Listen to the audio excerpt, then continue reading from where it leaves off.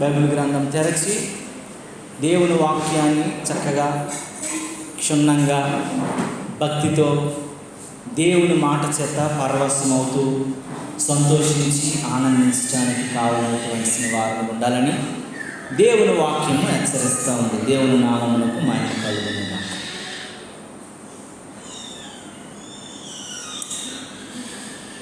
దేవుడు కొన్ని విషయాలు మనము జ్ఞాపకం చేసుకోవాలి.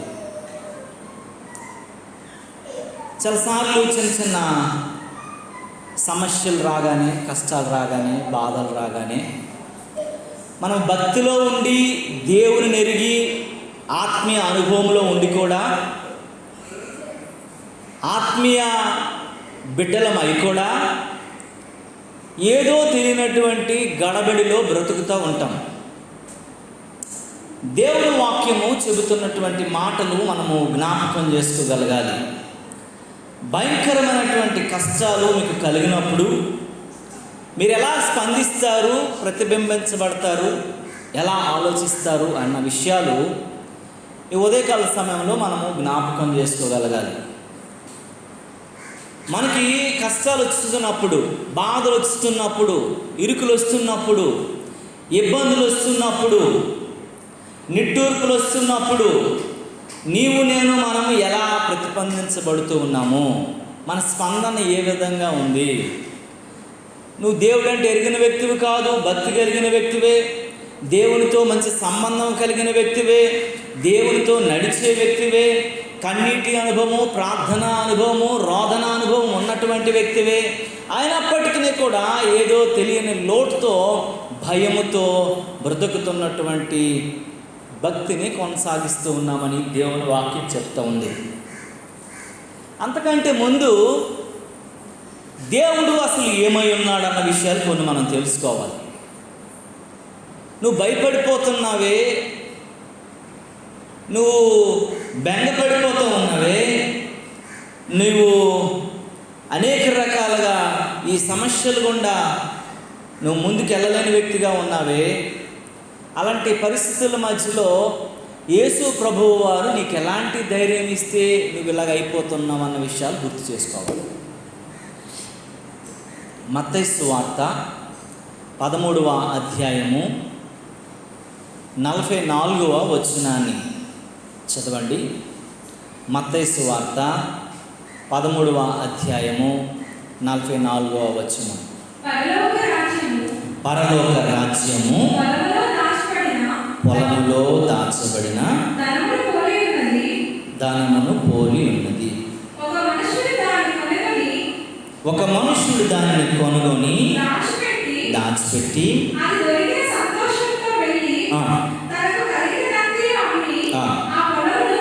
దేవునికి స్తోత్రము కలుగును గాక. చూడండి, పరలోక రాజ్యం అంట పొలములో దాచబడినటువంటి దేనిని పోలుందటండి? ధనాన్ని పోలుంది. పరలోక రాజ్యం ఎక్కడో ఉందని ఆలోచన కాదు మనకి. ఈ లోకంలోనే నువ్వు పరలోక రాజ్యాన్ని ఎతకగలిగినటువంటి విశ్వాసంలోకి వెళ్ళాలి. నీవు ఆ పరలోకపు అనుభవాన్ని ఈ లోకంలోనే నువ్వు అనుభవించగలగాలి. ఆ పరలోకపు సంతోషాన్ని ఈ లోకంలోనే నీ కుటుంబము, నీవు వ్యక్తిగతంగా దేవునితో అలాంటి అనుభవాలలోకి వెళ్ళగలగాలి. అలాంటి సంతోషకరమైనటువంటి పరలోకపు సంతోషంలోనికి నువ్వు రావాలని దేవుడంట పరలోకాన్ని, ఆ బంగారపు నిధిని ఆయన కనుగొన్నాడు అని దేవుని వాక్యం చెప్తాము. దేవుని నామానికి మహిమ కలుగును గాక. పరలోక రాజ్యము పొలములో దాచబడిన ధనమును పోలి ఉన్నది. ఒక మనుషుడు దాన్ని కనుగొని దానిని దాచిపెట్టి అది దొరికిన సంతోషముతో వెళ్ళి తనకు కలిగినదంతయు అమ్మి ఆ పొలమును కొనను. ఇక్కడ చూడండి పిల్లరా, చాలా జాగ్రత్తగా ఆలోచించాలి మనము.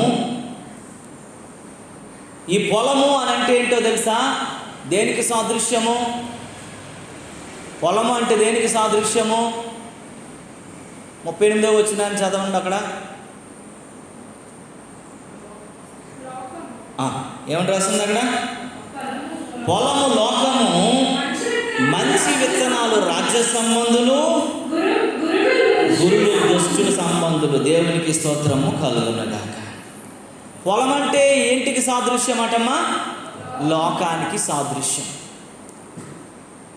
ఈ లోకంలోనే బంగారుపు నిధి అనబడినటువంటి ఆయన సృష్టి అనబడిన మనం, ఆయన పోలికలో మలచబడిన మనం, ఆయన పోలికలో ఉంచబడిన మనం ఏ దేశం నుండి వచ్చామో మళ్ళీ ఆ దేశానికి మనము వారసులుగా ఉండటానికి ఈ దేశముకు వచ్చిన యాత్రికులమైన ప్రయాణికులమైన మనల్నట కనుగొన్నాడంట దేవుడు, యేసయ్య. దేవునికి స్తోత్రము కలుగునుగాక. ఇక్కడ ఒక మనుష్యుడు అనగా యేసయ్యను పోలి ఈ మాటలు మాట్లాడుతూ ఉన్నాయి. యేసయ్య ఒక మనుష్యుడై ఉన్నాడు.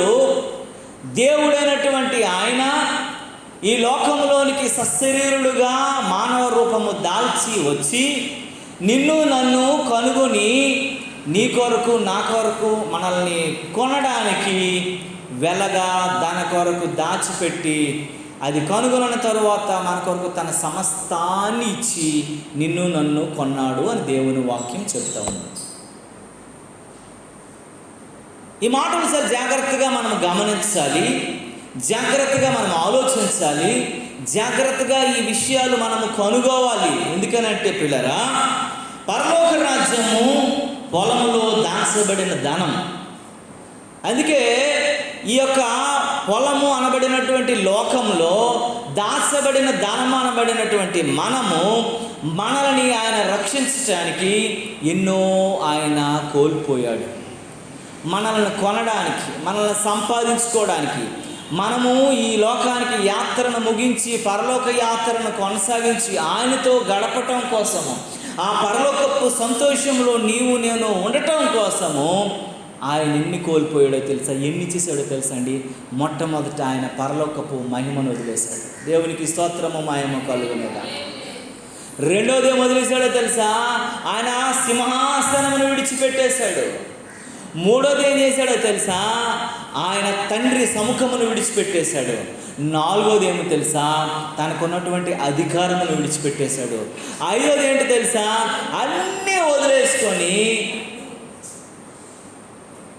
అన్నీ వదిలేసుకొని నీలాగా నిన్ను కొనటానికి, నీ సారూప్యములోనికి మార్చబడగలిగినటువంటి అనుభవంలోకి వచ్చేసాడు. అయితే ఇక్కడ ఒక విషయం మనము జ్ఞాపకం చేసుకోవాలి. 38వ వచనంలో ఏమన్నదంటే, మంచి విత్తనాలు రాజ్య సంబంధులు. ఎవరటండి? మంచి విత్తనాలు రాజ్య సంబంధులు, గురుగులు దుష్ట సంబంధులు అని దేవుని వాక్యం చెప్తా ఉంది. నువ్వు మంచి విత్తనంగా ఉన్నావా? ఒకవేళ గురుగులా ఉన్నావా? గురుగులు గోధుమలు రెండు ఒకలాగానే ఉంటాయి కదా, చూడడానికి పెద్ద తేడా ఉండదు కదా. కానీ గోధుమలు తినటానికి పనిచేస్తాయి, గురుగులు తినటానికి యోగ్యకరమైనది కాదు అని గుర్తు చేసుకోగలగాలి. గురుగులు తినడానికి ఉపయోగకరంగా ఉండవు, చూడటానికి మాత్రమే ఉంటాయి. ఈరోజు నువ్వు దేవుని బిడ్డవై ఉండి, దేవుడు నీ కొరకు తన సమస్తాన్ని విడిచిపెట్టి కొనబడినటువంటి వ్యక్తివై ఉండి, తన స్వరక్తమిచ్చి నిన్ను సంపాదించుకొని ఏ దేశము నుండి వచ్చావో మళ్ళీ ఆ దేశానికి తీసుకెళ్ళటం కోసము ఈ లోకంలో మానవ అవతారుడిగా ఉండి తన రక్తాన్ని, తన ప్రాణాన్ని క్రయధనముగా అర్పించి నిన్ను సంపాదించుకుంటే, నీవు ఇంకా గురువులా బ్రతుకుతున్నావా? గోధుమలా బ్రతుకుతున్నావా? దుష్ట సంబంధముగా బ్రతుకుతున్నావా? దేవుని రాజ్య సంబంధిగా బ్రతుకుతున్నావా? నువ్వెట్లా బ్రతుకుతున్నావు అన్న విషయాలు గుర్తు చేసుకోవాలి. ఒకవేళ నువ్వు అలాగే దుష్ట సంబంధిగా నువ్వు బ్రతికితే, అలాగే నువ్వు ఒకవేళ ఉన్నట్లయితే, అలాగే నువ్వు ఒకవేళ జీవిస్తున్నట్లయితే, అలాగే మనము అనుకున్నట్లయితే, చూడండి, మనలను ఆస్తిగాను ఆయన ప్రతిదానిగాను సంపాదించుకున్నాడని దేవుని వాక్యం. ఆయనకున్నదంతా వదిలేసంట నీవే దేవునికి ఆస్తి అయిపోయావని అంటుంది దేవుని వాక్యం. తనకున్నదంతా నీ కొరకు ఇచ్చేసాడు. ఇప్పుడు ఆయనకున్న ఆస్తి ఎవరు? నీవేనట. అందుకే తండ్రి కుడిపార్శ్వమునకు వెళ్ళి విజ్ఞాపన ఏమని చేస్తున్నాడు, ప్రభువా ఎవరు నశించుకోవడం నీకు ఇష్టం లేదు నాయన, ఎవరిని వదిలేవద్దు ప్రభువా, ఎవరిని నరకానికి పంపించవద్దు ప్రభువా నేటికి అని ఏం చేస్తున్నాడండి తండ్రి కుడిపార్శ్వమున విజ్ఞాపన విజ్ఞాపన విజ్ఞాపన చేస్తూ ఉన్నాడు. ప్రియ దేవుని బిడ్డలారా, ఈ ఉదయకాల సమయంలో నీవు నేను మనము జ్ఞాపకం చేసుకోగలగాల. చిన్న కష్టం రాగానే, బాధ రాగానే, ఇరుకు రాగానే, ఇబ్బంది రాగానే నీవు నేను అనేక రకాలుగా కూలదోలిపోతూ ఉన్నాము. అందుకే తిమోతికు రాసినటువంటి మొదటి పత్రికలో ఒక మాట ఉంటే చదవండి ప్రియులారా. 2వ అధ్యాయము చూడండి, 2వ అధ్యాయం 1-2 వచనాలలో ఏమని రాస్తుందో తెలుసా? చూడండి ప్రియులారా, ఈ మాటలు అందరూ ఒకసారి తెరవండి. తిమోతిలకు రాసిన పత్రిక 2వ అధ్యాయం 1-2 వచనాలలో మనము సంపూర్ణ భక్తియు మాన్యతయు కలిగి నెమ్మదిగాను సుఖముగాను బ్రతుకు నిమిత్తము అన్నిటికంటే ముఖ్యముగా మనుషులందరి కొరకు, రాజుల కొరకును అధికారుల కొరకును విజ్ఞాపనలు, ప్రార్థనలు, యాచనలు, కృతజ్ఞతలు చేయవలని హెచ్చరిస్తున్నాడు. ఈ మాటలు చాలా జాగ్రత్తగా మనం ఆలోచించాలి, గమనించాలి ప్రియులారా. మనం సంపూర్ణమైనటువంటి భక్తియు మాన్యతయు కలిగి నెమ్మదిగాను సుఖముగాను బ్రతుకు నిమిత్తము అన్నిటికంటే ముఖ్యంగా మనుషులందరి కొరకు సమస్తాన్ని వదిలేశాడంట ఆయన. నువ్వేదో తెస్తామని ఎదురు చూసేవాడు కాదు ఆయన, నీ కొరకు సమస్తాన్ని వదిలేశాడు. అది ఒక తండ్రి తన బిడ్డల కొరకు వాళ్ళు బాగుండాలని తన ఆస్తి అంతటిని వాళ్ళు చదువుకోవడం కోసమో, వాళ్ళు బాగుపడటం కోసమో, వాళ్ళు వ్యాపారంలో నిలదొక్కుకోవడం కోసమో, వాళ్ళు ఉద్యోగంలో ఉండటం కోసమో, ఈ భూమి పోయినా పర్వాలేదు, ఈ ఇల్లు పోయినా పర్వాలేదు, నా శరీరం పోయినా పర్వాలేదు, నా ఆరోగ్యం పోయినా పర్వాలేదని సమస్తాన్ని తగలెట్టేస్తాడు. ఎందుకంటే తెలుసా, ఆ పిల్లల సంతోషం కొరకు తనకున్నదంతా ఏం చేస్తుంటాడండి. ఏట్రా బాబు ఏం చేస్తానో నీకు అర్థమవుతుందా? నీకున్నదంతా నా పిల్లలు బాగుంటే అదే చాలురా బాబా, నాకున్నా లేకపోయినా పర్లేదు, నా ఏజ్ అయిపోయింది, నా జీవితం అయిపోయింది, నేను ఇంకా చేయవలసింది ఏం లేదు, నా పిల్లల జీవితం బాగుంటే చాలు అనేటువంటి తండ్రి ఎలాగైతే తన పిల్లల కొరకు సమస్తాన్ని చేస్తుంటాడో, తల్లి తన బిడ్డలను మరచినా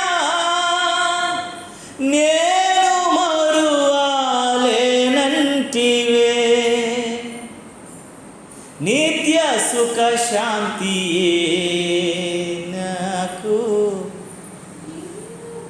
నీదు కౌగిలిలో.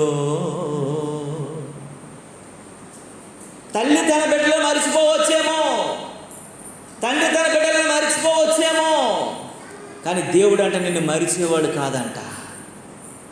తన బిడ్డలను మరిచిపోవచ్చేమో కానీ నిత్య సుఖశాంతి తన కౌగిలిలో ఇవ్వటం కోసము తనకున్నదంతటి కూడా క్రయధనముగా నీ కొరకు అర్పించేశాడంట. దేవుని నామానికి మహిమ కలుగునుగాక. హల్లెలూయా, హల్లెలూయా. గనుక ప్రియమైనటువంటి దేవుని బిడ్డలారా, ఈ ఉదయకాల సమయమందు నీవు నేను మనము జ్ఞాపకం చేసుకోగలగాలి. దేవుని చిత్తములో నీవు నేను ఉన్నామా లేదా? దేవుని బిడ్డలముగా నీవు నేను ఉన్నామా లేదా? దేవుని యొక్క కృపలో మనం ఉన్నామా లేదా? దేవుని సన్నిధానంలో నువ్వు ఉన్నామా లేదా? ప్రతి విషయానికి ప్రతిదానికి భయపడిపోతున్నావేమో, ప్రతి కష్టం రాగానే దిగులు పడిపోతూ ఉన్నావేమో, ప్రతి విషయాలలో నువ్వు అనేక రకాలుగా కన్నీరు పెట్టుకుంటూ అయ్యో రేపేం సంభవిస్తుందో, రేపేం జరుగుతుందని ఆందోళన చెందుతున్నావేమో. దేవుడి ఉదయకాల సమయంలో దేవుడితో మాట్లాడుతున్న మాటలేంటో తెలుసా ప్రియులారా? నువ్వు ఒక ఉన్నతమైనటువంటి గ్రేటర్ విజన్ కలిగి ఉండాలంట. ఒక ఉన్నతమైనటువంటి దర్శనం కలిగి నువ్వు ఉంటే, దర్శించగలిగిన దేవుడు నీ పక్షమును అన్ని త్యాగం చేసి నిన్ను ప్రత్యేకమైనటువంటి తన బిడ్డగా తను చేసుకోవటం కొరకు, తన మహిమైశ్వర్యములో నుంచి నిన్ను దీవించడానికి, ఆశీర్వదించడానికి, దర్శించటానికి, అభిషేకించటానికి, నీవు అన్ని విషయాలలో కూడా నిన్ను ఉన్నతమైన స్థితిలోకి వెళ్ళటానికి నిన్ను దేవుడు సమస్తాన్ని సిద్ధపరిచిన వాడని జ్ఞాపకం చేసుకోగలగాలి. దేవుని నామానికి మహిమ కలుగునుగా. ప్రతి విషయానికి భయపడిపోతున్నాం, నిజమేనండి, ప్రతి విషయానికి భయపడిపోతాం మనం. శిష్యుల గురించి నువ్వు ఆలోచిస్తే వాళ్ళలో ప్రయాణం చేస్తున్నారు, యేసు ప్రభు వారు కూడా వాళ్ళలో ఉన్నారు. యేసుప్రభు ఎక్కడ ఉన్నారండి? వాళ్ళు ప్రయాణించే ఓడలోనే ఉన్నారు, శిష్యులు ఉన్నారు. అయితే యేసు ప్రభు వారు నా బిడ్డలందరూ ఉన్నారన్నటువంటి దాంతో ఆయన కొంచెం అలాగా చిన్న కునికేస్తూ ఉన్నారు. ఒక ప్రచండమైనటువంటి తుఫాను ఏర్పడింది. ఒక ప్రచండమైనటువంటి తుఫాను వచ్చేసింది.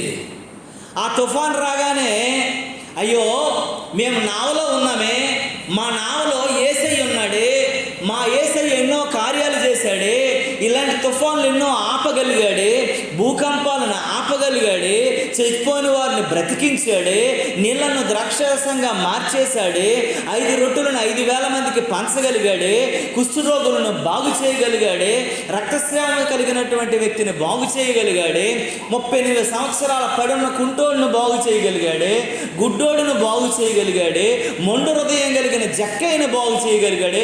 ఇన్ని అద్భుతాలు చేసినటువంటి యేసయ్య మాతో ఉన్నాడు, మాకు ఏమి భయం అనేటువంటి నిశ్చయితో వారు లేరంట. అలా ఏమైపోతున్నారట? కలవరం చెందిపోతున్నారు రాసింది బైబిల్ గ్రంథంలో. ఏం చేయాలో అర్థం కావట్లేదు, ఏం చేయాలో తోచట్లేదు. ప్రచండమైనటువంటి తుఫాను మధ్య గాలి వీస్తూ ఉంది.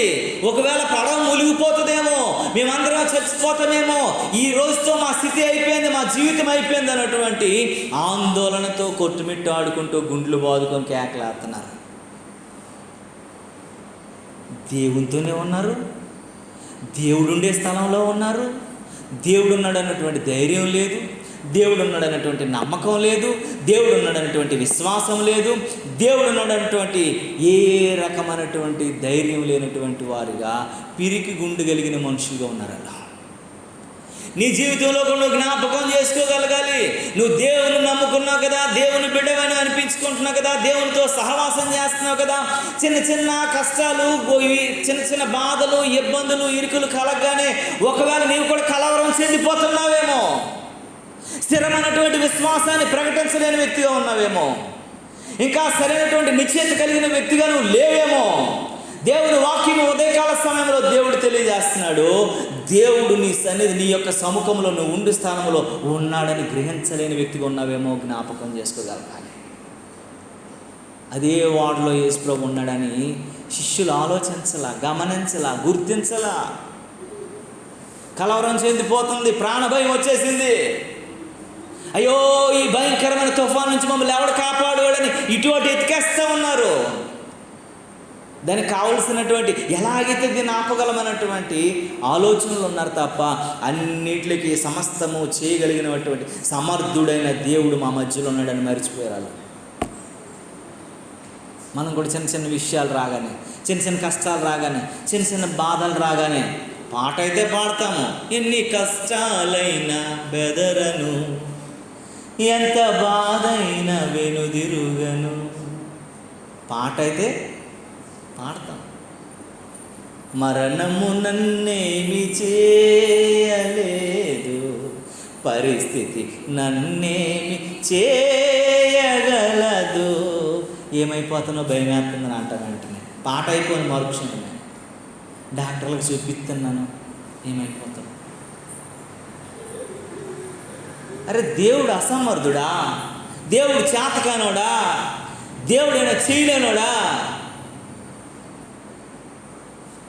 క్యాన్సర్ వ్యాధి కొరకు వ్యాక్సిన్ కనుగొన్నటువంటి రష్యా దేశస్తుల్లో ఒక యూదుడు కనుక్కున్నాడంట. ఆయన ఇంటర్వ్యూ చేస్తున్నారు రష్యన్ టుడే అనేటువంటి ఒక ఛానల్ వాళ్ళు. ఆయన చెప్పిన మాట ఏంటో తెలుసా? 14 years నేను ప్రేయర్ చేశానని చెప్పి ఫస్ట్ వర్డ్. క్యాన్సర్తో మా అమ్మ చనిపోయింది, క్యాన్సర్తో మా నాన్నగారి సిస్టర్ చనిపోయింది, క్యాన్సర్తో నా కుమార్తె చనిపోయింది. నేను సైంటిస్ట్ని, 3 PhDలు చదివాను, నేను నోబెల్ బహుమతిని కూడా పొందుకోవడానికి రెడీగా ఉన్నటువంటి వ్యక్తిని. కానీ ఇన్ని సైంటిస్టు, ఇన్ని రకాలుగా ఉన్నటువంటి వాళ్ళని కూడా, నా తల్లిని, నా బిడ్డని, నా వారిని ఎవరు నేను రక్షించుకోలేకపోయాను. 14 సంవత్సరాలు ప్రార్థన చేశాను, ప్రభువా ఈ మహమ్మారి అనబడినటువంటి రోగం నుంచి విడుదల కలిగించగలిగిన జ్ఞానాన్ని నాకు దయచేయి ప్రభువా అని ప్రార్థన చేశాను. నేను ఎన్ని రోజులు ప్రార్థన చేసినట్టండి? 14 years.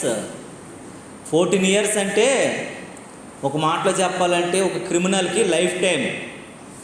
14 సంవత్సరాల జైలు శిక్షని లైఫ్ టైం అంటారు. మన మొబైల్ ఫోన్ కూడా SIM card life time value అంటే 14 సంవత్సరాలే, మనం బతుకున్నంత కాలం కాదు. 14 సంవత్సరాలు ప్రభు సన్నిధిలో కనిపెడదంట. ఈ 14 సంవత్సరాలు ఇవ్వలేదంట. 14 సంవత్సరాల తర్వాత దేవుడు ఒక జ్ఞాననేత్రాన్ని తెరిచాడంట. నువ్వు ఇలా చేయి, ఇలా చేయి, ఇలా చేయి, ఇలా చేయి, ఇలా చేయాలని 14 నెలల్లో ఆ వ్యాక్సిన్ తయారు చేయడానికి దేవుని కృప నాకు ఇచ్చాడని ప్రార్థన చేసి ఆయన ఒక సాక్ష్యం చెప్పాడు. దేవుని నామానికి మహిమ కలుగును. ఆ వ్యాక్సిన్ కోసం ఆయన చెప్తున్నాడు, అన్ని వ్యాక్సిన్స్ సైడ్ ఎఫెక్ట్స్ ఉంటాయి. ఇది దేవుడు పరలోకము నుంచి ఆయన ముట్టి స్వస్థపరిచిన వ్యాక్సిన్. ఇది వేసుకుంటే ఒక్క సైడ్ ఎఫెక్ట్స్ కూడా లేదు. ఇప్పటికే మేము 130 ల్యాబ్స్లో ట్రయల్ చేసామని చెప్పారు. 130 ల్యాబ్స్లో అంట. ఇంకో విషయం ఏం చెప్పాడు తెలుసా? ఈ వ్యాక్సిన్ వేసుకుంటే 4వ స్టేజ్కి వచ్చేసినటువంటి క్యాన్సర్, 4th స్టేజ్, ఇక్కడ చచ్చిపోతాడు, ఆడు అయిపోయింది, ఆడు కథ. ఇంక చావుకు దగ్గర ఉన్నాడు కూడాను. ఆ కణాలన్నిటిని చంపి మళ్ళీ నవనూతనమైనటువంటి కణాలను దేవుడు ఏర్పాటు చేయగలిగిన సత్తా ఉన్నటువంటి వ్యాక్సినేషన్ అని చెప్పాడు. నేను ఆ మాటలు విన్నప్పుడు, ఆయన ఇంటర్వ్యూ చూస్తున్నప్పుడు నాకు అనిపించింది, నేను ఏ స్థితిలో ఉన్నాననేది కాదు, ఏ పరిస్థితిలో ఉన్నానని కాదు, ఎలాంటి స్థితిలో ఉన్నాననేది కాదు, దేవుడు చేసిన కార్యములు ఎవడు ఊహించనంత గొప్పగా చేస్తాడు. చిన్న చిన్న కష్టాలు రాగానే, కుమార్తె కోల్పోయాడు, బిడ్డను చచ్చిపోయింది, క్యాన్సర్ మహమ్మారి తినేసిందని గుండెలు బాదుకొని ఏడ్చాడు కొద్ది రోజులు. తరువాత ప్రార్థించడం మొదలుపెట్టాడు. అయ్యో నా కన్న తల్లి నాకు జన్మనిచ్చిందే చచ్చిపోయింది, అయ్యో దాన్ని రక్షించుకోలేకపోయాను ఇంత చదువుకొని కూడా అని ప్రార్థన చేశాడట. అయ్యో మా అత్తగారు నన్ను ప్రేమించి చదివించింది, ఆమె చనిపోయింది, ఆమెను పోగొట్టుకున్నానని ఏడ్చాడంట ప్రభు సన్నిధిలో. దేవుడు ఆ జ్ఞానాన్ని ఇచ్చాడు, మనోనేత్రాన్ని తెరిచాడు. ప్రతి దేవుని బిడ్డ ప్రతిదానికి కూడా దేవుని దగ్గర ఒక ఆన్సర్ ఉంది. ఎందుకంటే నువ్వు రాజ్య సంబంధివి కనుక నువ్వు ఈ పొలములో దాచబడినటువంటి వ్యక్తివి. నిన్ను కనుగొని ఆయన వచ్చాడు. యేసు జన్మించే లోకాన అందరికీ, క్రీస్తు ఉదయించే హృదయాన కొందరికి మాత్రమే. నీ హృదయంలో ఆయన ఉదయించగలిగినటువంటి పరిస్థితిలో లేకపోతే నువ్వేమీ గొప్పగా సాధించలేని వ్యక్తిగా మిగిలిపోతావని దేవుని వాక్యం చెప్తుంది. దేవుని నామానికి మహిమ కలుగును గాక. వాడిలో అందరూ వెంబోలెత్తిపోయి కలవరపడిపోతున్నారు. యేసుప్రభుని మరిచిపోయారు. యేసుప్రభు ఉన్నాడని గమనించలేదు. యేసుప్రభు వారు మాతో కూడా ఉన్నారనే ధైర్యం లేదు. పిరికితనమే వారు ప్రకటించారు తప్ప, తెలియజేశారు తప్ప, దేవుడు ఉన్నాడన్నటువంటి గొప్పతనాన్ని, ధైర్యాన్ని వ్యక్తపరచలేని వారిగా మిగిలిపోయారు. ఈరోజు నీ కుటుంబంలో, నీ ఇంట్లో, నీ ఒంట్లో దేవుడు ఉన్నాడని గుర్తెరగలేని వ్యక్తిగా ఒకవేళ ఉన్నట్లయితే, మరిచిపోని వ్యక్తిగా ఉన్నట్లయితే, ప్రియ దేవుని బిడ్డ ఉదయకాల సమయంలో మాట్లాడుతున్నాడు. దేవునికి అసాధ్యమైనది అంటూ ఏమీ లేదు. సమస్తము చేయగలిగిన వాడు, సమస్తము సాధ్యపరచగలిగిన శక్తివంతుడైన దేవుడు మనతో ఉన్నాడని నువ్వు కలవరపడకూడదు, నువ్వు భయపడకూడదు, నువ్వు ఏ స్థితిలో కూడా ఉండకూడదని దేవుని వాక్యము హెచ్చరిస్తూ ఉంది. దేవుని నామానికి మహిమ కలుగును గాక. హల్లెలూయా, హల్లెలూయా. చూడండి, బైబిల్ గ్రంథము తెరిచినట్లయితే అపోస్తలుల కార్యగ్రంథం 7వ అధ్యాయము, అపోస్తలుల కార్యగ్రంథము 7వ అధ్యాయము 55వ వచనము నుండి చూడండి ప్రియులారా. అయితే అతడు అందరూ ఒకసారి అందరు తీయండి, ఒకసారి బైబిల్ గ్రంథము అందరూ ఒకసారి తీయండి. 7వ అధ్యాయము 55 అందరు తీయండి ఒకసారి. తీసారా?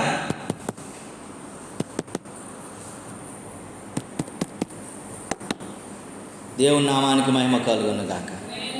చూడమ్మా, చెప్పు, చదువు. అయితే అతడు పరిశుద్ధాత్మతో నిండుకున్న వాడై ఆకాశము వైపు తేరి చూచి దేవుని మహిమను చూచి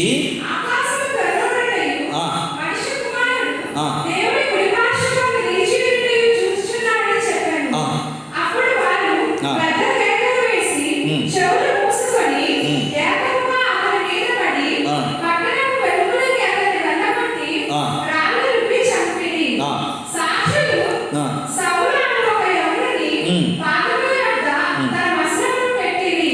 ప్రభువును గూర్చి మొరపెట్టుచు, యేసు ప్రభువా, నా ఆత్మను చేర్చుకోమని స్టెఫెను పలుకుచుండగా వారు అతని రాళ్ళతో కొట్టిరి.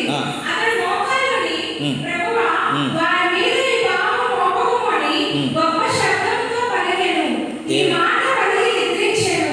సౌలు అతని చావుకు సమ్మతించెను. దేవునికి స్తోత్రము కలుగును గాక. హల్లెలూయా.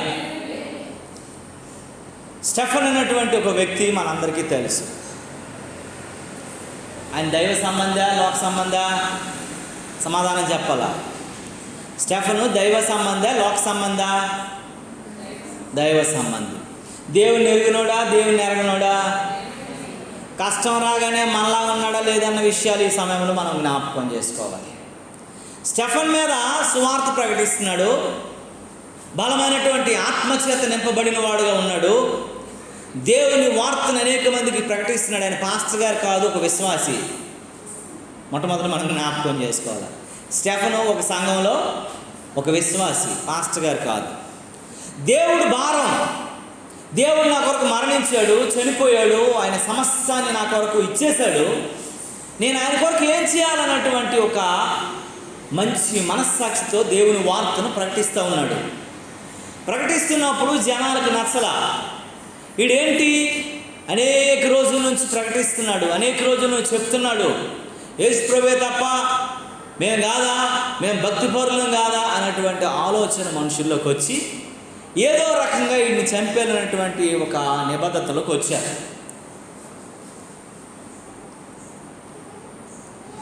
ఆయన ప్రకటిస్తుండగా ఆయనకి ఆ మందిరంలో నుంచి బయటకు తీసుకొచ్చి ఆ వెలుపల ఉన్నటువంటి ఆ పరిస్థితుల్లో ఆయన రాయిలు కొట్టి ఆయన ఏం చేస్తున్నారో చంపజూడడానికి ప్రారంభించారు. మనమైతే ఏమనుకుంటాం ఒకసారి జ్ఞాపకం చేసుకోవాలి. ఎవరైనా రాయి అనబడినటువంటి దానికి సాదృశ్యం ఏంటంటే నింద, కష్టం, బాధ, అనారోగ్యం, అస్వస్థత. ఇలాంటి రాళ్ళు మన మీద సాతానుగాడు అనేక సార్లు రూతా ఉంటాడు, వేస్తూ ఉంటాడు. నిన్ను ఎలా ఒకలాగా కృంగదీసేయాలా, నిన్ను ఎలాగో ఒకలాగా బలహీనం చేయాలా, నిన్ను ఎలాగో ఒకలాగా వాడు వశములోకి నిన్ను తీసుకెళ్ళిపోవాలా, ఏదో రకంగా నిన్ను నేలమట్టం చేసేయాలన్నటువంటి ఆలోచనతో ఉంటాడు. నీకు అనారోగ్యం ఇచ్చో, నీకు అస్వస్థత ఇచ్చో, నీకు ఆర్థికలేము కలుగు చేసో, నీకు ఆహారలేము కలుగు చేసో, నీకు ఏదో ఒక రకమైనటువంటి నిందేసో, ఏదో రకమైనటువంటి అపోహాలు చెప్పో, ఏదో రకంగా నిన్ను బలహీనపరచాలన్నటువంటి రాళ్ళు నీ మీద అనేక సార్లు, అనేక మార్లు, అనేక మంది రూతా ఉంటారు. స్టెఫెన్ మీద నిజంగానే రాళ్ళతో రువ్వటం వలన కొట్టబడుతూ ఉన్నాడు. అయితే కొట్టబడుతూ అని చెబుతున్న మాట ఏంటో తెలుసా? ప్రభువా, వీరి మీద ఏ పాపం వండుకున్నట్లుగా వీరిని నువ్వు క్షమించు ప్రభువా అని ప్రార్థన చేస్తూ ఉన్నాడు. దేవుని నామానికి మహిమ కలుగును. ప్రియ దేవుని బిడ్డలారా, ఇక్కడ ఒక విషయాన్ని మీరు జ్ఞాపకం చేసుకోగలగాలి. నీవు ఈరోజు చెప్పబడడానికి నీవు అలాంటి కష్టమే వస్తే, అలాంటి బాధే నీకు వస్తే, అలాంటి ఇబ్బందే వస్తే, అలాంటి ఇరికే నీకు వస్తే, అలాంటి పరిస్థితులు గుండా నువ్వు ప్రయాణం చేస్తే నువ్వు అలా చెప్పగలవా? వీరు ఏం చేస్తున్నారో వీరు ఎరగట్లేదు, వీరు ఏం చేస్తున్నారో, వీరి పాపం వీరి మీద మోపకూడదు, వీరు ఏం చేస్తున్నారో వీరికి అర్థం కావట్లేదు, వీరిని క్షమించు అని చెప్పగలిగే ధైర్యం నీకుందా? అలాంటి విశ్వాసాన్ని నువ్వు వ్యక్తపరచగలవా? దానికి కారణం ఏంటో తెలుసా? నీకు లేకపోవడానికి స్టెఫెన్ ఉండడానికి గల కారణము అని అంటే పరిశుద్ధాత్మ చేత ఏమై ఉన్నాడటండి, నింపబడ్డాడు అని దేవుని వాక్యం చెప్తుంది. 55వ వచనంలో చూస్తే, అయితే అతడు పరిశుద్ధాత్మతో నిండుకున్న వాడై ఆకాశము వైపు తేరి చూసి దేవుని మహిమ యేసు దేవుని కుడి పార్శ్వమున నిలిచి ఉంటే చూసి ఆకాశము తెరవబడుట, మనుష్య కుమారుడు దేవుని కుడి పార్శ్వమున నిలిచి ఉండుట చూచుచున్నానని చెప్పాను. పరిశుద్ధాత్మతో నిండుకోగలిగిన అనుభవంలోకి వస్తట ఎంతటి శ్రమలైనా యేసయ్య నీ కృప తలంచగానే నా శ్రమలు శ్రమలుగా అనిపించలేదే. యేసయ్య కృప, యేసయ్య ఆత్మ నింపుదల, పరిశుద్ధాత్మ ఎన్కౌంటరు, పరిశుద్ధాత్మ అభిషేకము నీ మీదకి వస్తంట, ఆ నింపుదలలో నువ్వు వస్తంట, ఆ అనుభవంలో నువ్వు ఈ శ్రమలన్నీ కూడా ఏమనిపించవటండి? శ్రమలలాగా అనిపించవంట.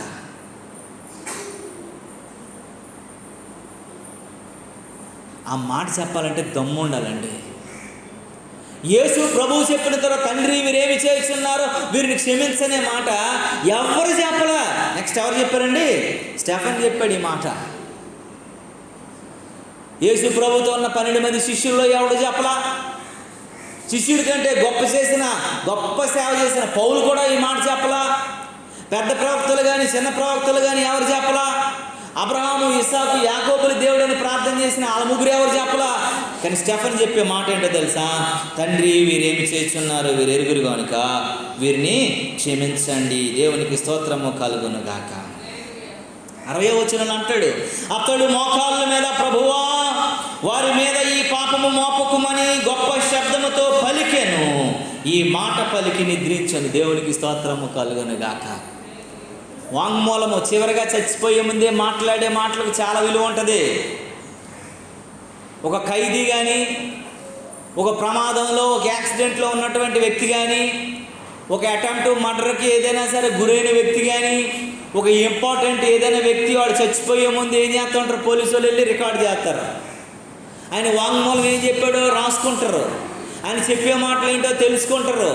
అలాగే మనం కూడా లాస్ట్ మాటలు ఏంటో చచ్చిపోయిన తర్వాత ఏం చెప్తాడో అని వింటాం. అంటే ఇప్పుడు ఏమంటారంటే ఓటలు వేసుకుంటారా, భూములు ఎలా ఉన్నాయి, డబ్బు అక్కడ ఉంది, ఇది ఉందని చెప్తారా? ఒక్క మాట కూడా చెప్పలేదండి. చాలామంది ఏడుతుంటారు. ఒక్క మాట కూడా చెప్పకుండా చచ్చిపోయాడమ్మా, ఒక్క మాట కూడా ఇది ఏడుతుంటారు పదే సార్లు. ఎందుకు ఏం చెప్పలేదు అనేసి? డబ్బు ఎక్కడ పెట్టాడని చెప్పలేదు, అప్పు ఎవడికి ఇచ్చాడని చెప్పలేదు, ఆస్తి ఎవరెలా పంపకాలు వేసారని చెప్పలేదు. ఈడి బాధ ఈడిది. కానీ అక్కడ వాంగ్మూలం అనేది ఏంటంటే ఆయన ఏ ఇంపార్టెంట్ చెప్పాడు, ఏ విషయాలు మాట్లాడాడు, ఏ స్థితిలో మాట్లాడాడు, ఏ పరిస్థితులు గుండా మాట్లాడాడు, ఇలాంటి విషయాలు మాట్లాడాడు. ఇక్కడైతే ఈయన వాంగ్మూలం ఏంటంటే ఆయన మోకాల మీద ఉండి ఈ పాపము నన్ను కొట్టి రక్తసిక్తంగా మానసికంగా చంపినటువంటి ఈ పాపము ప్రభువా వారి మీద నువ్వు మోపొద్దు. నా లాస్ట్ కోరిక ప్రభువా, నా లాస్ట్ కోరిక ప్రభువా మన్నించండి వారిని అని చెప్పగలిగే ధైర్యం ఎవరికి ఉంటుందండి? ఆడికి ఎలాగైనా శిక్షించాలా, ఆడికి ఉరి తీయాలి. మనం వింటుంటాం కదా టీవీల్లోన, మా అబ్బాయిని చంపినోడిని ఉరి తీయాలా, మా అమ్మాయిని చంపినోడిని ఉరి తీయాలా, ఇలా చేయాలా అలా చేయాలని చెప్తూ ఉంటారు. కానీ అయితే వారిని క్షమించండి అని ఎవరు చెప్పరు. మన భారతదేశానికి డాక్టర్ గ్రహామ్ స్టెయిన్ అండ్ భార్య పిల్లలు ఒరిస్సా ప్రాంతానికి వచ్చారు.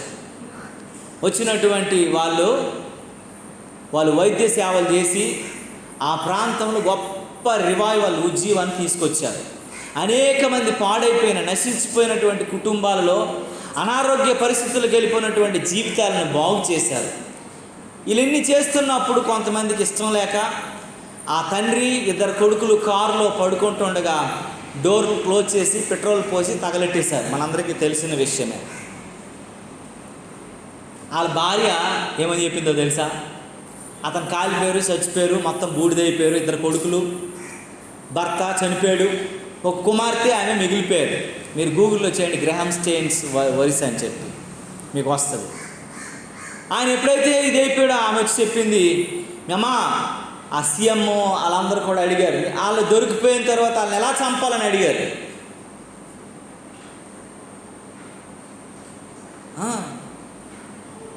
వాళ్ళ చావుకి కారణం ఎవరో తెలుసా? ఈరోజు మన రాష్ట్రపతిగా ఉన్నటువంటి ముర్ము. వాళ్ళు రెచ్చగొట్టింది ఆమె పంచాయతీ ప్రెసిడెంట్ ఉండేది ఆ రోజుల్లో. ఆమె అనేక మందిని రెచ్చగొట్టి అనేక మందిని అనేక రకాలుగా ఉంచి వాళ్ళందరినీ కూడాను పాపం వాళ్ళ కుటుంబాన్ని నాశనం చేయాలని చూసింది. ఆ భార్య వచ్చి నెక్స్ట్ డే వచ్చి చెప్పిన మాట ఏంటో తెలుసా? నా భర్తను చంపిన వాళ్ళని మీరు ఏం చేయొద్దు, వదిలేయండి. దేవుడు మమ్మల్ని క్షమించి మా పాపాలను క్షమించి మమ్మల్ని పరిశుద్ధులుగా మార్చాడు. వాళ్ళు కూడా పాపం చేశారు, వాళ్ళు కూడా దేవుడు క్షమిస్తాడు.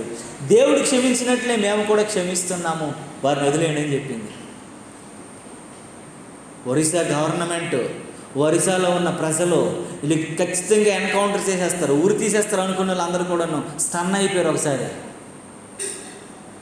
కళ్ళ ముందే 2 కొడుకుల్ని, చిన్నపిల్లల్ని, భర్తని కాల్చి చంపిన వాళ్ళు వదిలేమని చెప్పింది. అది దేవుని ప్రేమ అంటే.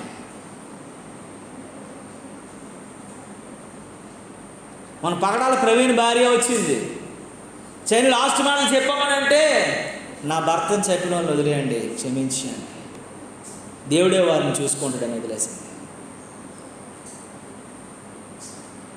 స్టెఫన్ కూడా, అయ్యో ఏంటి నాకు ఈ కష్టం, ఏంటి నాకు ఈ బాధ, ఏంటి నాకు ఈ ఇరుకు, ఏంటి నాకు ఈ ఇబ్బంది, అయ్యో ఏంటి నాకు ఈ శ్రమలని గుండ్లు బాదుకొని కలవరం చెందిపోలా. ఎన్ని శ్రమలు వచ్చినా, ఎన్ని కష్టాలు వచ్చినా, ఎన్ని బాధలు వచ్చినా, ఎన్ని ఇరుకులు వచ్చినా, ఎన్ని ఇబ్బందులు వచ్చినా, నా దేవుడు నన్ను విడిచిపెట్టేవాడు కాదు. నాకు ఏ లోకంలో కాకపోతే పరలోకంలో నాకు ఉన్నతమైనటువంటి స్థితి ఉంది, దేవుడితో నేను కలిసి ఉంటానటువంటి ఆనందంతో, తండ్రి వీరేం చేస్తున్నారు, వీరు ఎరుగురు కనుక వీరిని క్షమించని అన్నాడు. దానికి కారణం ఏంటంటే దేవుని ఆత్మచేత ఏమై ఉన్నాడటండి, నింపబడ్డాడు. ఈరోజు నీకు అలాంటి మనస్సు రాకపోవడానికి కారణం ఏంటంటే నువ్వు దేవుని ఆత్మచేత నింపబడట్లేదు. అందుకే నీ కలవరం, భయం, దుఃఖం, ఆందోళన, ఏమైపోద్ది అనేటువంటి తెలియనటువంటి పరిస్థితులు, అటాసుట్లు పడిపోతూ ఉంటావు, అనేక రకాలుగా ఇదైపోతూ ఉంటావు. దానికి కారణం ఏంటో తెలుసా? దేవుని ఆత్మచేత నింపబడగలిగిన అనుభవం ఇంకా నువ్వు రావట్లా. ఆత్మ లేనివాడు నావాడు, నువ్వు దేవుని వాడు కావు ఆత్మ లేనంతకాలం కూడాను. నువ్వు బైబిల్ శంకన పెట్టుకొని దేవుని సన్నిధికి వస్తే నువ్వు దేవుని ఆత్మ అనుభవంలోకి ఎంతకాలం అయితే రావో అంతకాలం నువ్వు దేవుని మనిషివి కాదు.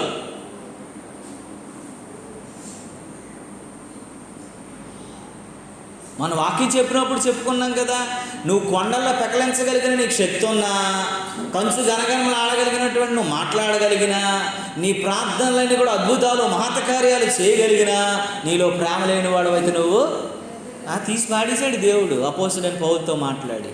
నీకు అది లేకపోతే నువ్వు వేస్ట్ అబ్బాయి, నువ్వు ఎన్ని చేసినా ఎవరికి కావాలా, నీలో ఏం లేదు.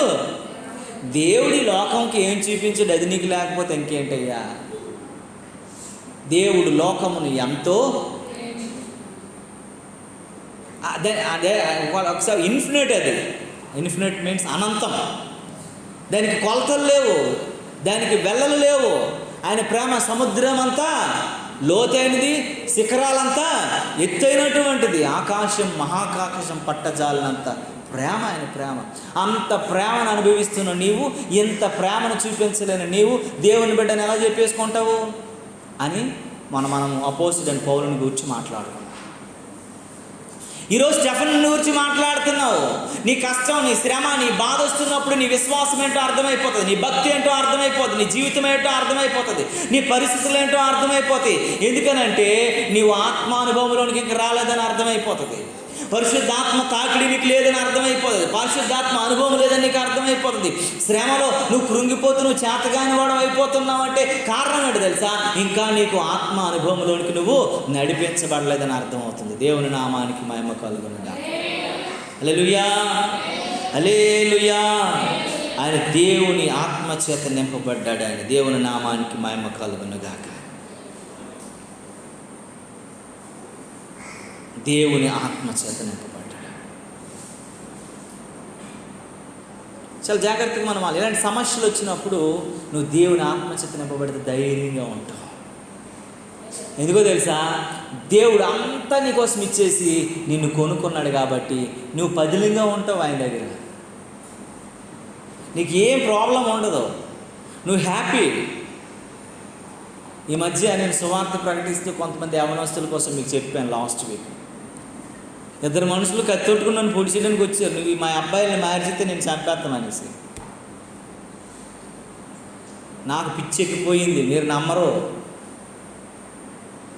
ఎవరితో చెప్పుకోగలను, ఏం చేయగలను?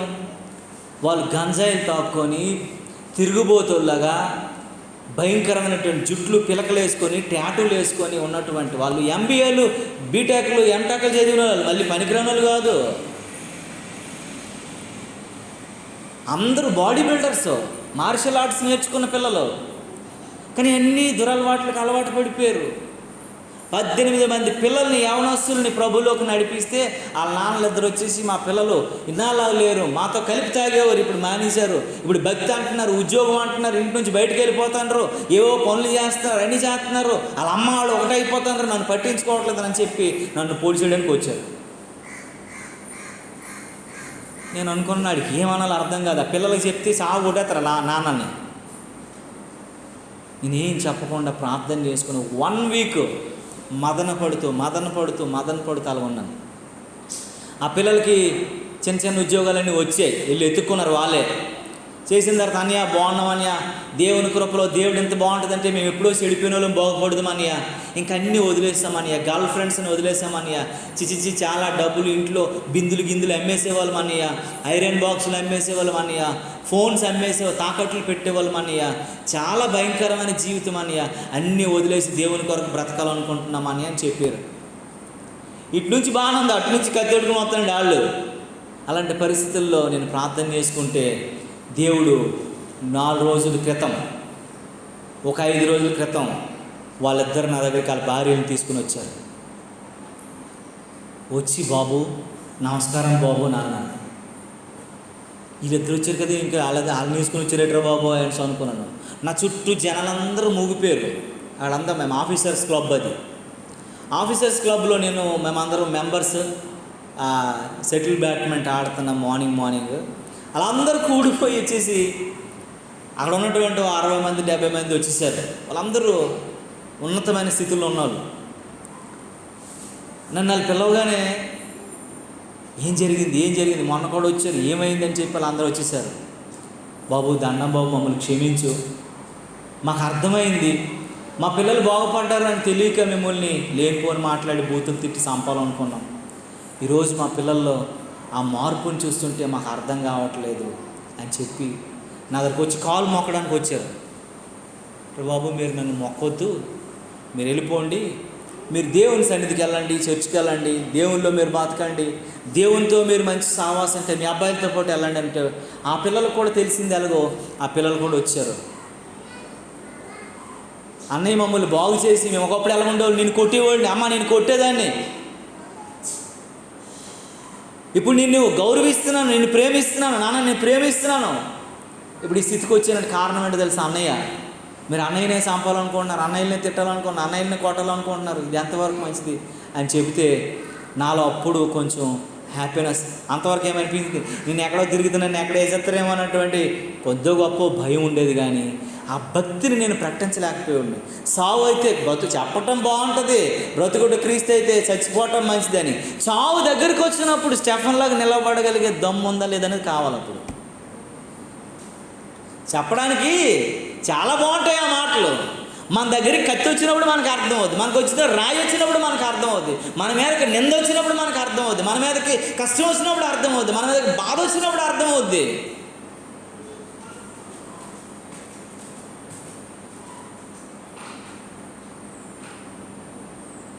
ఆ బాధలో నువ్వు నిలబడగలిగి దేవుని ఆత్మచేత నువ్వు నింపబడిన వాడే, నేను తట్టుకుంటాను ప్రభువా, చచ్చిపోయినా పర్వాలేదు కానీ వాళ్ళని నేను వెనకకు నడిపించలేనటువంటి ధైర్యం చెప్పగలిగిన మనసు నీకు రాగలగాలి. దేవుని నామానికి మహిమ కలుగును గాక.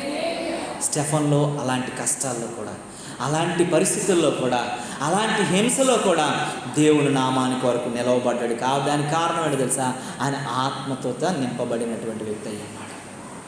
నువ్వు ఆత్మచేత నింపబడగలిగిన అనుభవం రాకపోతే నువ్వే శ్రమలో కూడా నెగ్గలేవని దేవుని వాక్యం చెప్తుంది. రెండో విషయాన్ని జ్ఞాపకం చేసుకుందాం. ప్రకటన గ్రంథము 7వ అధ్యాయం 14వ వచనంలో ఒక మాట ఉంటుంది. ప్రకటన గ్రంథం 7వ అధ్యాయం 14వ వచనంలో చదవండి ఒకసారి ఆ మాట.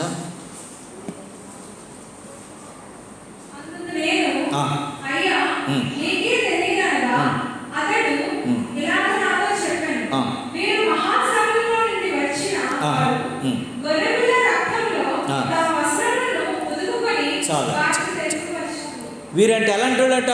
పరలోక రాజ్యానికి, ప్రభువు దగ్గరికి, ప్రభువుతో సహవాసం చేసేవారు ఎలాంటి వారై ఉంటారటండి?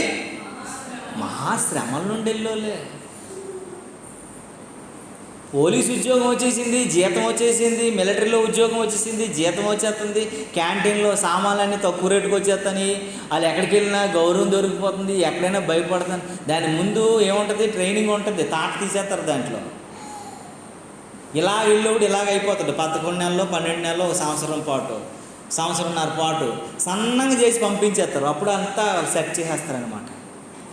నువ్వు పరలోక అనుభవం, మహాశ్రమ అనుభవం, కష్టాలు కూడా నువ్వు ప్రయాణం చేస్తున్నప్పుడు నీకు ప్రతిదీ అర్థమైపోతుంది. ఎక్స్పీరియన్స్ మనిషికి కావాలా. అందుకే ఏ ఉద్యోగంకి వెళ్ళి ఏం అడుగుతారండి, ఎక్స్పీరియన్స్ ఉందా అని అడుగుతారు. మన పాపకి ఒక కంపెనీ డైరెక్టర్ అబ్బాయి 3 కంపెనీస్ నడిపిస్తున్నాడు. అమెరికాలో ఆయన కంపెనీస్ ఉన్నాయి, ఇండియాలో కూడా ఉన్నాయి, అనేక రకాల. చిన్నపిల్లవాడు చూడడానికైతే ఒక 35-34 ఇయర్స్ ఏజ్ ఉన్న అబ్బాయినే, కానీ ఆయన 3 కంపెనీస్ నడిపిస్తున్నాడు. ఆ అబ్బాయి ఈ అమ్మాయికి ఏమని అడిగాడు తెలుసా, నీకు జాబ్ కావాలంటే ప్రాజెక్ట్ చేయలేదటమ్మని అడిగాడట. నువ్వు చెయ్యాలి కదా, వాళ్ళు చెప్పరు.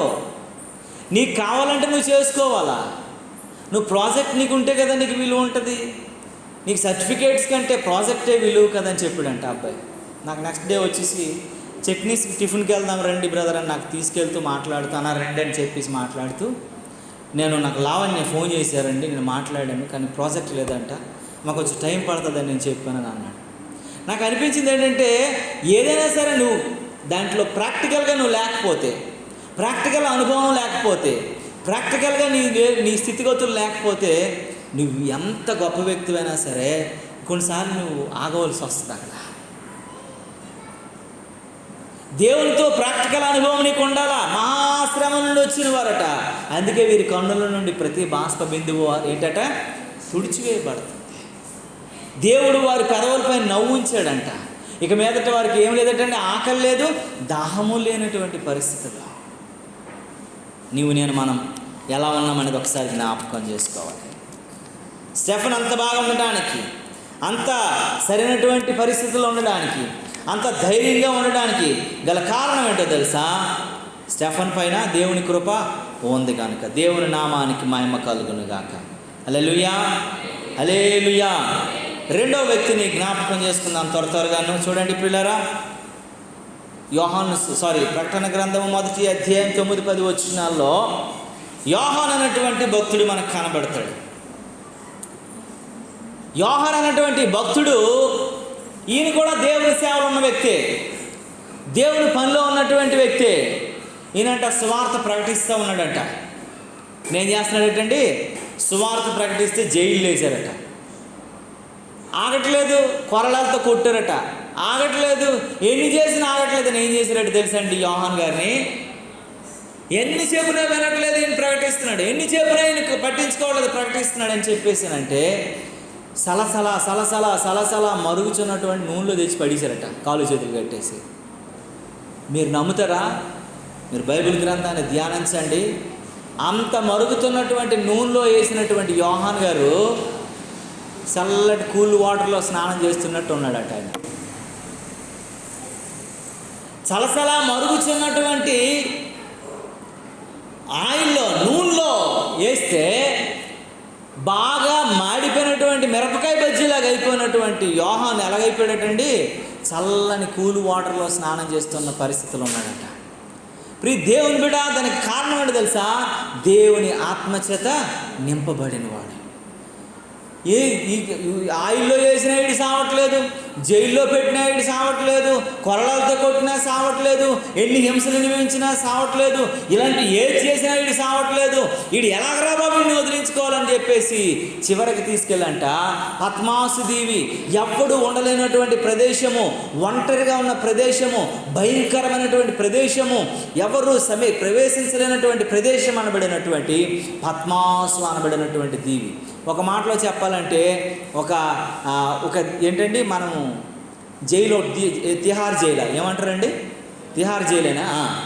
సముద్రం మధ్యలో ఉండదట జైలు. ఎవడు ఉండడంట, మనిషి ఒక్కడు ఉండడంట. ఎవరు లేనటువంటి జైల్లో పడేసినట్లుగా పద్మాసు దీవి అనేటువంటి ఒక దీవి ఉంది. ఎవడు ప్రవేశించలేడు. చుట్టూ సముద్రము, మధ్యలో అది చిన్న భూభాగం కలిగినటువంటిది. అమ్మ ఇందులో వేస్తే తిరిగి రాలేడు, బతికినంత కాలం బ్రతుకుతాడు, చచ్చిపోతాడు, ఏదో జంతువులు వీడిని తినేస్తాయి, అన్నం ఆహారం వస్త్రాలు లేకుండా వీడు చచ్చిపోతాడు అనుకొని పద్మాసు దీవిలో తీసుకెళ్ళి పడేశారంట. చదవండి ఆ మాట, 1వ అధ్యాయం చూడండి, 9-10 వచనాలు ఏమని రాస్తుందో చూడమ్మ ఒకసారి. మీ సహోదరుడును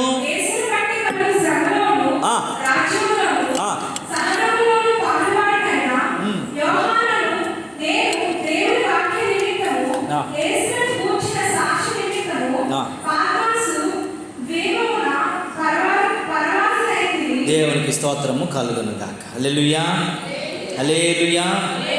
చూడండి ప్రియులారా, శత్రువులు మధ్యరాత్రిలో వేల మందిగా ఆ మనిషి పైన అనేక పట్టుకొని ఆయన తీసుకెళ్ళి ఎక్కడ పడేశారటండి? పద్మాసు దీవిలో పడేశారు. ఈ మాటలు మనం చాలా జాగ్రత్తగా గమనించాలి, ఆలోచించాలి. ఇక్కడ చెప్తున్న మాట ఏంటంటే, మీ సహోదరుడును యేసును బట్టి కలుగు శ్రమలలో రాజ్యములోను సహనములోను పాలువాడునైన యోహానునను నేను దేవుని వాక్యము నిమిత్తము యేసుని గురించి సాక్ష్యమిత్తి నిమిత్తము పద్మాసులో పరవాసి అయితే ప్రభువు దినమందు ఆత్మవశుడునై బోరాధ్వని వంటి గొప్ప స్వరం వంటి ప్రభువు దినమందు, దేవుడు దర్శించే దినమందు ఆత్మవశుడయ్యాడట. ఒక మాట ఏదో ఉంటుంది కదా, ఎవరు లేకపోయినా సరే నేను అందరూ ఉన్నట్లుగా బ్రతకగలను, ఒక పాట ఏదో ఉంటుంది.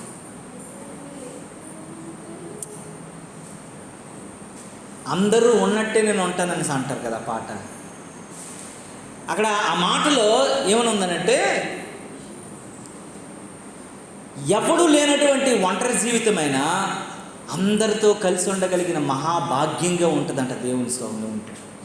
ఆ ఆత్మానుభవము, ఆత్మ నడిపింపు, ఆత్మ కాపుదల్లోకి నువ్వు ఎప్పుడు వెళ్ళిపోతావో నీ జీవితాన్ని ఉన్నతమైనటువంటి స్థితికి తీసుకెళ్ళిపోతావు. యోహాను గారు దేవుని కొరకు, దేవుని వాక్యం కొరకు, దేవుని మాట కొరకు ప్రకటిస్తుండగా ఆయన్ని జైల్లో వేశారు, కొరడాలతో కొట్టారు, హింసించారు, శిక్షించారు, చివరికి మరుగుతున్నటువంటి నూనెలో వేశారు. ఎన్ని రకాల కూడా వీడు సావలేదు కదా అని చెప్పేసి ఏం చేశారంటే పద్మాసు దీవిలో పడేశారట.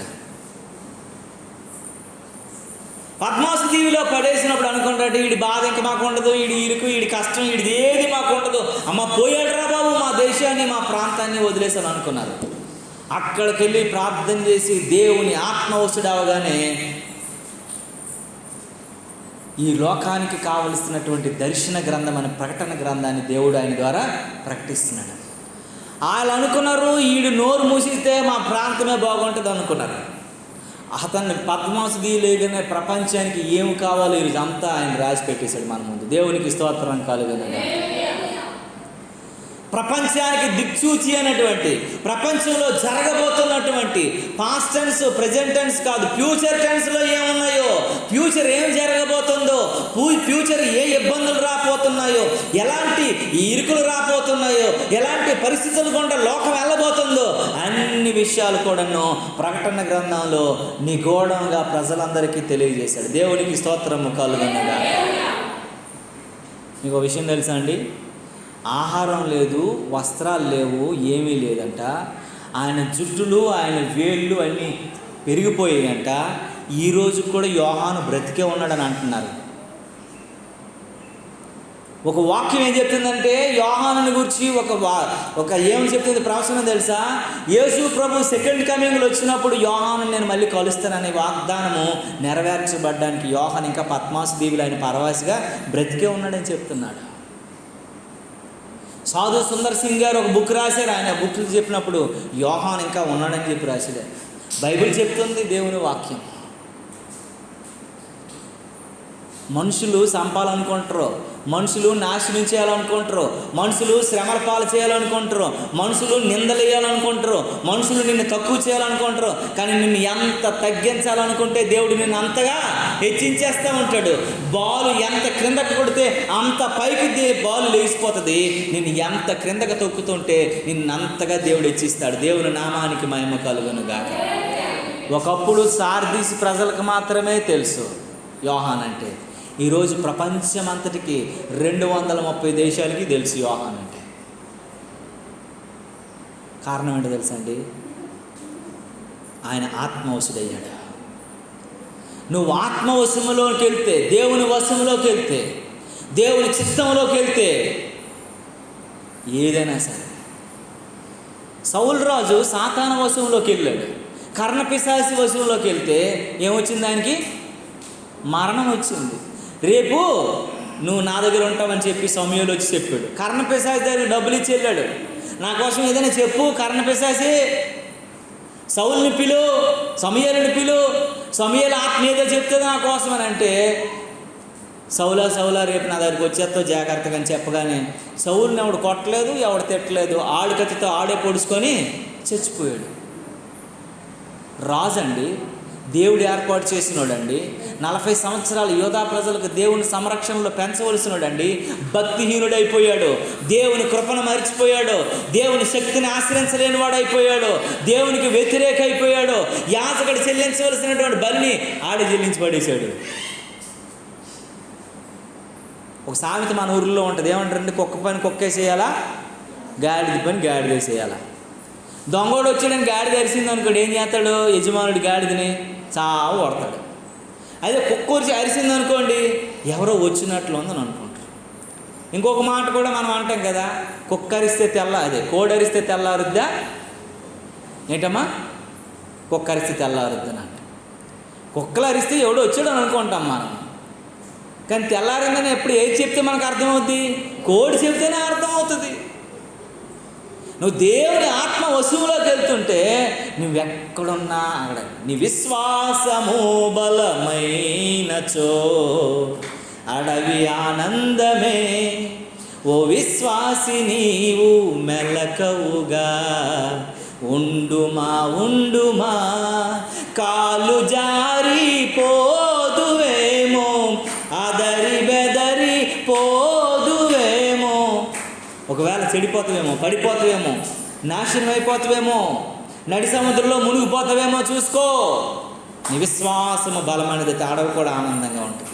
యోహాను విశ్వాసం బలమైనది కాబట్టి పద్మాసులో కూడా పరవాసిగా ప్రకటన గ్రంథం రాసి ఈరోజు మన ముందు పెట్టాడు. దేవునికి స్తోత్రం కలుగును గాక.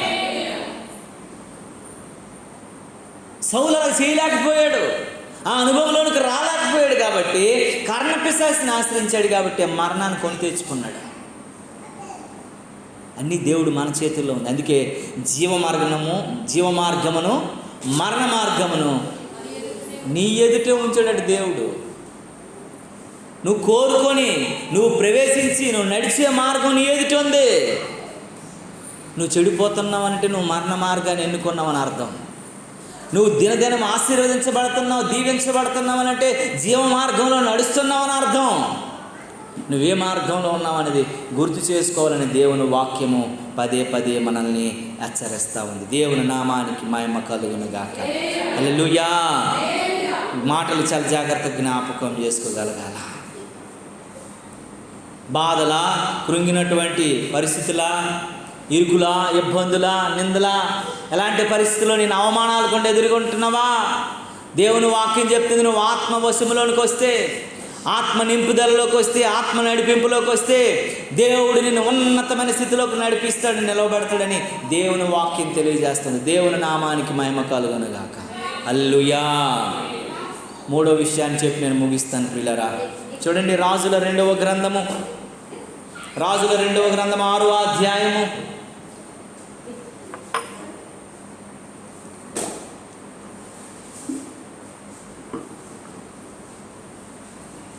6వ అధ్యాయం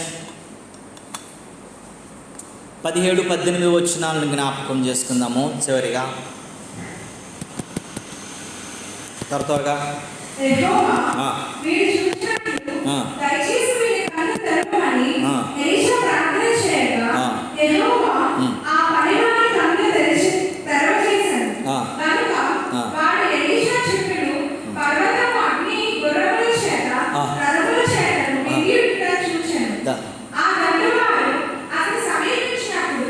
ఎలీషా ఈ జనులను అంధత్వముతో మొక్కుమని యెహోవాను వేడుకొనగా ఆయన ఎలీషా చేసిన ప్రార్థన చొప్పున వారిని అంధత్వముతో మొక్కెను. దేవునికి స్తోత్రము కలుగును గాక. హల్లెలూయా, హల్లెలూయా. చూడండి పిల్లరా, ఇక్కడ చాలా విషయాలు రాయబడ్డాయి. మనము జ్ఞాపకం చేసుకుంటే యెహోవా చెబుతున్నటువంటి మాటలు. ఎలీషా కాలంలో శత్రువులంట ఆ దేశం చుట్టూ వచ్చేసారట. ఆ రాత్రి మిడ్ నైట్లో రాజుకి అర్థం కావట్లా. ఇప్పుడు మనలా కాదు కదండి, వీడి సొంత నిర్ణయాలు తీసుకోవడం కాదు కదా.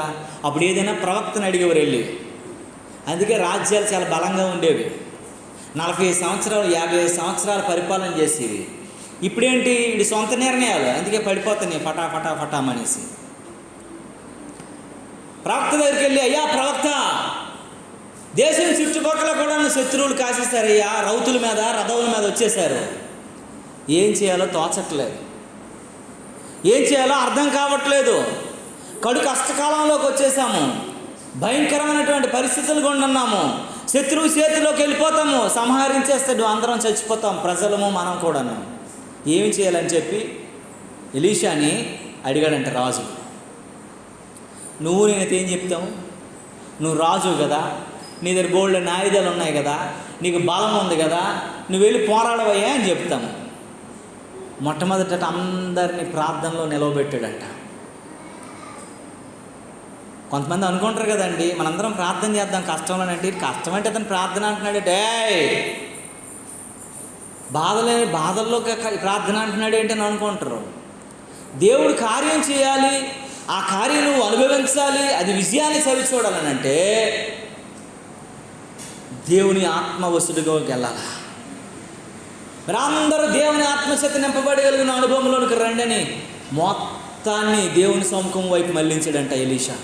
ప్రార్థన చేస్తున్నారు, దేవుని స్తుతిస్తున్నారు, దేవుని ఆరాధిస్తున్నారు, దేవుని గణపరుస్తున్నారు, అందరూ దేవుని ఆత్మచేత నింపబడ్డారు. ఒకసారి ఈ మాట చదవండి ప్రియులారా, 15వ వచనం చదవండి. దైవజనుడైనటువంటి అతని పనివాడు పెందలకడ లేచి బయటకు వచ్చినప్పుడు గుర్రములు రథములు సైన్యములు పట్టణమును చుట్టుకొని యుండుట కనబడెను.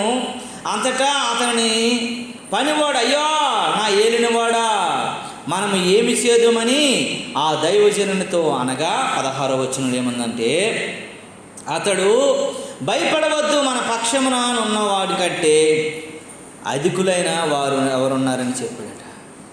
మన పక్షమున ఉన్నవానికంటే ఇంకా అధిక బలము కలిగినోడు ఎవడున్నాడయ్యా, శక్తి సంపన్నుడు ఎవడున్నాడయ్యా, మన దేవుడే గొప్పోడు కదా, ఆయనకి అసాధ్యమైనది ఏముందయ్యా, సమస్తం చేయగలడు కదా, మీరు ధైర్యంగా ఉండండి అని చెప్పాడంట.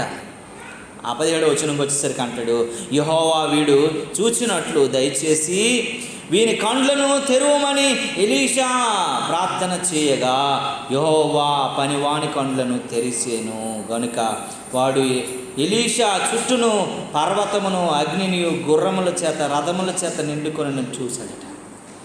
ఆ పనోడికి వచ్చేసి ఇన్ని మాటలు చెప్తున్నది అంతా నిజమా ఏంటా అని అనడానికి రాజుకు ధైర్యం ఇవ్వటం కోసం అంట, ప్రభువా వీడికి ఒకసారి వీడికి చూపించి ప్రభువా రాజుకు బుద్ధి వస్తుంది అన్నట్లుగా చెప్పాడంట. వీడికి చూస్తే రాజుకు బుద్ధి వద్దాను, కానీ ఎలీషా చుట్టూ ఏముందటమ్మా, అగ్ని, గుర్రాలు, రథాలు, రౌతులు చుట్టూ కమ్మేసి అంట.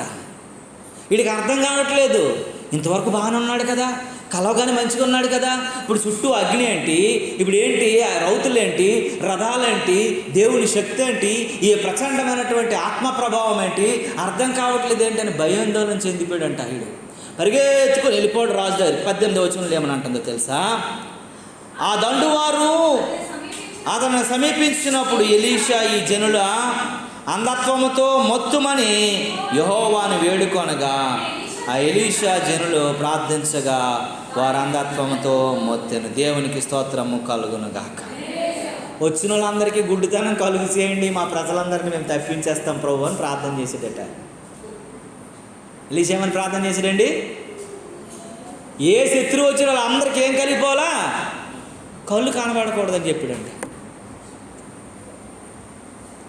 అందరు గుడ్డోలు అయిపోయారు. ఈ పక్క నుంచి వెళ్ళిపోతున్న వాళ్ళకి అర్థం కావట్లేదు. చేతుల్లో కత్తులు ఉన్నాయి, విల్లులు ఉన్నాయి, బాణాలు ఉన్నాయి, కానీ ఏటి కనబడట్లేదు వీళ్ళకి. దేవుడు కార్యాలు చేయాలనుకుంటే పెద్ద పెద్ద ఆయుధాలు, పెద్ద పెద్ద యంత్రాలు పట్టుకునే అవసరం రానవసరం లేదండి. చిన్న ట్రిక్ దేవుడు చేస్తే చాలు. వాళ్ళందరికీ ఏం కలిగించాడటమ్మా? ఏం కలిగించాడు? అంధత్వం కలిగించాడు. ఆ గుడ్డత్వం ఎప్పుడైతే అందరికి కనిపించిందో శత్రువులకి ఈ ప్రజలు కనబడట్లా, పక్క నుంచే తప్పించుకొని వెళ్ళిపోతున్న అవట్ల అయోమయ స్థితిలోకి వెళ్ళిపోయాయంట. వాళ్ళందరూ కొంతసేపటి తర్వాత తెరవబడిన తర్వాత వాళ్ళ కళ్ళు, అయ్య బాబు ఏమైందో తెలియదు, ఏ లోకంలో ఉన్నో తెలియదు, ఏ పరిస్థితులు ఉన్నాయో తెలియదు, ఈ ప్రజలు ఏం చేశారో మాకు తెలియదని వీళ్ళందరూ పరుగులు తీయడం మొదలు పెట్టారంట, శత్రువులందరూ కూడా. దేవుడు కార్యం చేస్తే ఎలా ఉంటుందనంటే అది కంటికి కనబడదు, చెవికి వినబడదు, హృదయానికి అర్థం కాదు. అందరికీ అంధత్వం కలుగు చేస్తాడంట. నీ జీవితంలో కూడా శత్రువు వచ్చాడా, కష్టం వచ్చిందా, బాధ వచ్చిందా, ఇరుకొచ్చిందా, ఇబ్బంది వచ్చిందా, నువ్వు భయపడాల్సిన లేదు. దేవుని ఆత్మ చేత నింపబడితే అందరినీ కనుమరుగు చేసి దేవుని కృప మీద విస్తారంగా నీ మీద కుమ్మరిస్తాడు. ఆ శ్రమలో నుంచి నీకు ఎలా తప్పించాలా, ఆ కష్టం నుంచి ఎలా విడిపించాలా, ఆ బాధ నుంచి నీకు ఎలా స్వస్థపరచాలో దేవుడికి అన్నీ తెలుసు. నువ్వెందుకు ఆందోళన చెందిపోతావు, నువ్వెందుకు బాధపడిపోతావు, నువ్వెందుకు అలా నలిగిపోతావు?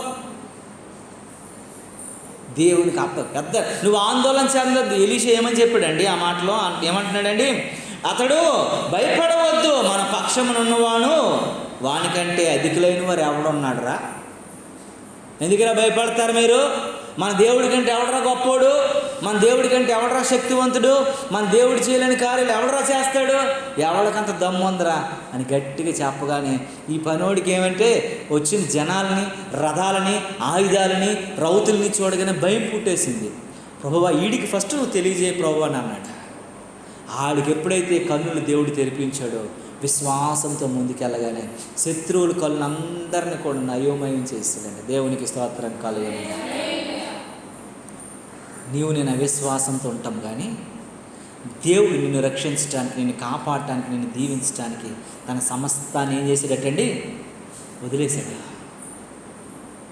అంత ఇచ్చేసాడండి. నువ్వు రాజ్య సంబంధుడిగా ఉండటం కోసము ఆయన రాజ్యాన్ని వదిలేశాడంట. ఆ రాజ్యంలో నువ్వు చేరటం కోసము ఆ రాజ్యాన్ని వదిలి ఈ లోకానికి వచ్చాడు. నీ కొరకు ఆయన ప్రాణాన్ని, ఆయన సింహాసనాన్ని, ఆయన మహిమను, ఆయన గొప్పతనాన్ని, ఆయన అధికారాన్ని అప్పగించి, తండ్రి నీ చిత్తమైతే జరిగించు, తండ్రి నీ చిత్తమైతే చెయ్యు, తండ్రి నీ చిత్తమా కాదా, తండ్రి నీ చిత్తమైతే ఉంచని ప్రతిదీ తండ్రికి ఏం చేసుకుంటున్నాడండి? అడుక్కునే స్థితికి వచ్చేసాడు.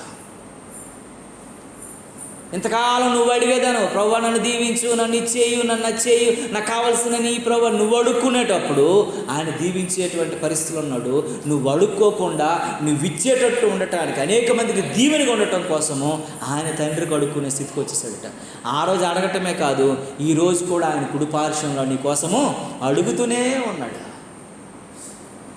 దేవుని బిడ్డ అలా ఉన్నా ఒకసారి జ్ఞాపకం చేసుకో. కష్టం రాగానే, బాధ రాగానే, ఇరుకులు రాగానే, ఇబ్బందులు రాగానే, కలిములు రాగానే, లేమిలు రాగానే ఒక్కసారి నువ్వు భయాందోళన చెందిపోయి అయ్యో దేవుని మీద నువ్వు విరక్తి కలిగి బ్రతుకుతున్నావేమో, నువ్వు అధైర్యపడిన అవసరం లేదు. నువ్వు ఆత్మ వశములోనికి వస్తే చాలు, దేవుని చిత్తంలోకి వస్తే చాలు, దేవునితో ఉండగలిగిన అనుభవంలోనికి వస్తే చాలు, దేవుడు నేను ఉన్నతమైన స్థితిలోనికి నడిపించాలని ఆయన కోరుకుంటున్నాడు. ఉన్నతమైనటువంటి విలువలు కలిగిన వ్యక్తి ఉంచాలని కోరుకుంటున్నాడు. ఉన్నతమైనటువంటి మనిషిగా నిన్ను ఉంచాలని కోరుకుంటున్నాడు. ఉన్నతమైనటువంటి అభిషేకంతో నిన్ను నడిపించాలని కోరుకుంటున్నాడు. ఒకవేళ అలా ఉండాలని ఆలోచన నీకు ఉన్నట్లయితే దేవుని సముఖంలో ఒకసారి ప్రభువా నా స్థితిని మార్చయ్యా, నీ ఆత్మ నడిపింపులోకి నన్ను నడిపించు ప్రభువా, నాయనా నీ యొక్క కృపలో నన్ను పెంచు ప్రభువా, నాలో ఉన్న అధైర్యాన్ని, నాలో ఉన్నటువంటి అస్వస్థతను, అపనమ్మకత్వాన్ని తీసే ప్రభువా, స్టెఫన్ లాంటి ధైర్యాన్ని, యోహాన్ లాంటి నిబ్రతను ప్రభువా, నాయనా ఎలీషా లాంటి శక్తిని, ప్రభావాన్ని, నమ్మకత్వాన్ని నీ మీద నేను ఆనుకోగలిగినటువంటి కాపుదల నాకు ఈ ప్రభువని ప్రభు సన్నిధిలో ఒక మారు వేడుకుందామా, ప్రార్థన చేద్దామా. ప్రభువా నన్ను ఒక్కసారి జ్ఞాపకం చేసుకొని దేవుణ్ణి అడగగలిగినటువంటి స్థితిలో ఉన్నావా? నీ ఆత్మ నడిపింపులోకి నన్ను మలచు ప్రభువా, మార్చు ప్రభువా, నీ సన్నిధి భాగ్యం నాకు దయచేయి ప్రభువా అని అడగగలిగినటువంటి విశ్వాసంలో ఉండగలిగిన అనుభూతిలోనికి రాగలిగే వ్యక్తిగా ఉన్నావా? ఒకసారి ఉన్నట్లయితే ఒకసారి ప్రార్థన చేసుకుందాం, మోకాల మీద కొద్దామా. అయ్యా మమ్మల్ని జ్ఞాపకం చేసుకో ప్రభువా, మమ్మల్ని జ్ఞాపకం చేసుకో, మా స్థితిని మా పరిస్థితిని మార్చువాడ మమ్మల్ని జ్ఞాపకం చేసుకొని దేవుణ్ణి అడగలమా? ఎలాంటి పరిస్థితులు ఉన్నావు? నీవు మాత్రమే చేయగలవయ్యా, నీవు మాత్రమే చేయగలవు, నీవు మాత్రమే చేయగలవయ్యా, నీవు మాత్రమే చేయగలవయ్యా.